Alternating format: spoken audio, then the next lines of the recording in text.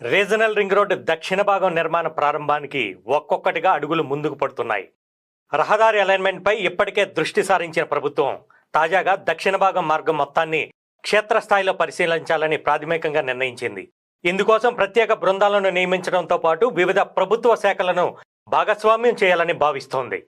దక్షిణ భాగం నల్గొండ జిల్లాలోని చౌటప్పల్ దగ్గర ప్రారంభమై ఇబ్రహీంపట్నం, కందుకూరు, ఆమనగల్, చేవెళ్ల, శంకరపల్లి మీదుగా సంగారెడ్డి వద్ద ప్రారంభమయ్యే ఉత్తర భాగానికి అనుసంధానమవుతుంది.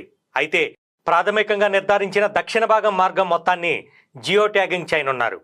ఆ మార్గంలో విద్యుత్ లైన్లు, గుర్తించిన గుర్తించబడని చెరువులు, కుంటలు, అటవీ భూములు, చెట్లు, గుట్టలు ఇలా అన్ని వివరాలు సేకరించనున్నారు. ఇందుకోసం ఇరిగేషన్, పంచాయతీరాజ్, అటవీ, R&B శాఖలకు చెందిన అధికారులతో 20 బృందాలను ఏర్పాటు చేయాలని సర్కార్ నిర్ణయించింది. 189.2 కిలోమీటర్ల మేర వివరాల సేకరణకు 10 కిలోమీటర్లకు ఒక